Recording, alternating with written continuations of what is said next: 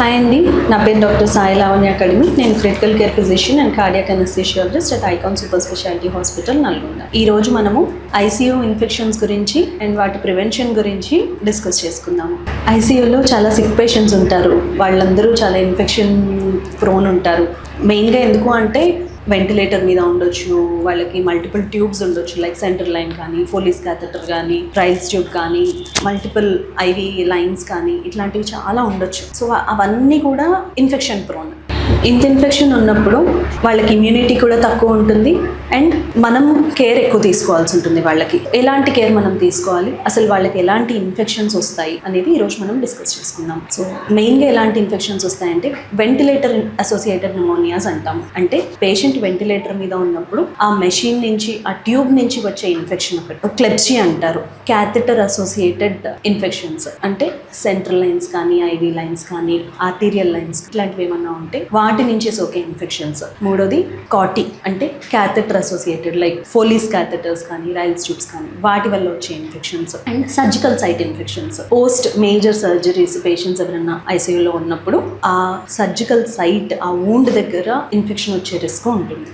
ఈరోజు మనము ఆ ఇన్ఫెక్షన్స్ నుంచి ఎలా పేషెంట్ని కాపాడాలి, దానికి మనం తీసుకోవాల్సిన ప్రికాషన్స్ ఏంటి అనేది డిస్కస్ చేద్దాం. నెంబర్ 1 హ్యాండ్ హైజీన్ అండి. ఆల్రెడీ మనము ఇంతకుముందు వీడియోలో డిస్కస్ చేసుకున్నాం. హ్యాండ్ హైజీన్ గురించి నేను డీటెయిల్డ్ వీడియో ఇచ్చాను. అట్లీస్ట్ 20 seconds హ్యాండ్ వాషింగ్ చేసుకోవాలి. పేషెంట్ ఐసీయూలోకి ఎంటర్ అయ్యే ముందు, ఐసీయూ నుంచి బయటకు వచ్చేటప్పుడు, పేషెంట్ ముక్కునే ముందు ప్రతిసారి మనము హ్యాండ్ రబ్తో హ్యాండ్ హైజీన్ చేసుకోవాల్సి ఉంటుంది. ప్రతి ఐసీయూకి వాళ్ళ స్పెసిఫిక్ రూల్స్ అంటూ ఉంటాయండి. లైక్ మన ఐసీయూకి వస్తే క్యాప్, మాస్క్ కంపల్సరీ వేసుకొని ఐసీయూలోకి ఎంటర్ అవ్వాలి. స్పెసిఫిక్ విజిటింగ్ అవర్స్ ఉంటాయి. మార్నింగ్ 7 o'clock ఆర్ ఈవినింగ్ 5 o'clockకి ఒక 1 hour పాటు పేషెంట్ అటెండర్స్ని లోపలికి ఎలర్ట్ చేస్తాం. సో ఆ టైంలో మాత్రమే లోపలికి వెళ్ళడానికి ట్రై చేయండి మ్యాక్సిమం. అండ్ వెళ్ళినప్పుడు కంపల్సరీ హ్యాండ్ వాష్ చేసుకొని అండ్ అక్కడ ఉన్న ఐటమ్స్ ఏవి టచ్ చేయకుండా చూసుకోవాలి. లైక్ ఐవి లైన్స్ కానీ, పేషెంట్ దగ్గర ఉన్న బాటిల్స్, మెడిసిన్ బాటిల్స్ కానీ, అట్లాంటివి ఏవి టచ్ చేయకుండా ఉండడానికి ట్రై చేయాలి. అండ్ లోపలికి వెళ్ళి మనం పేషెంట్ని చూసేటప్పుడు పేషెంట్కి కనీసం మినిమం డిస్టెన్స్ మెయింటైన్ చేసుకునేలాగా చూసుకోవాలి. ఎందుకంటే మనకున్న ఇన్ఫెక్షన్స్ పేషెంట్కి సోకకుండా ఉండాలి అండ్ పేషెంట్కున్న ఇన్ఫెక్షన్స్ కూడా రిటర్న్లో మనకి సోకకుండా ఉండాలి. సో మినిమం డిస్టెన్స్ అనేది మనం మెయింటైన్ చేసుకోవాల్సి ఉంటుంది. అండ్ దెన్ చుట్టుపక్కల ఉన్న ఎంతవరకు వీలైతే అంతవరకు లిమిటెడ్ అటెండర్స్ని తెచ్చుకోవాలి. లైక్ రోజు వెళ్ళే వాళ్ళు వెళ్తే బెటర్. వాళ్ళకి పేషెంట్ కండిషన్ రోజు రోజు ఎలా మెరుగవుతుంది అనేది అర్థమవుతుంది.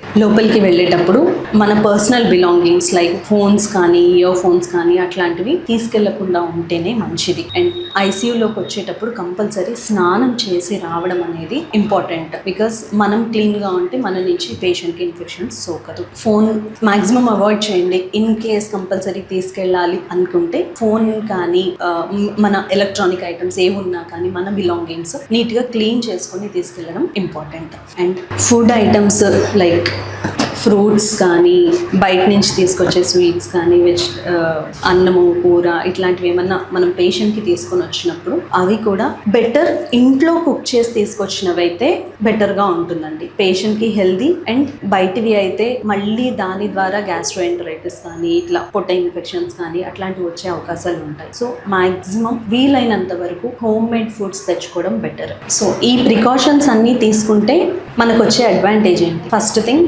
పేషెంట్కి ఇన్ఫెక్షన్స్ తగ్గించవచ్చు. దానివల్ల పేషెంట్ ఫాస్ట్గా కోలుకుంటాడు. ఐసీయూ నుంచి ఫాస్ట్గా బయటకు వచ్చే అవకాశాలు ఉంటాయి. ఫాస్ట్గా డిశ్చార్జ్ అవుతారు. సో అల్టిమేట్గా in a conclusion, clean your hands properly, less touch and follow the rules strictly. All is equal to a safer patient. You can discharge him as early as possible. Thank you.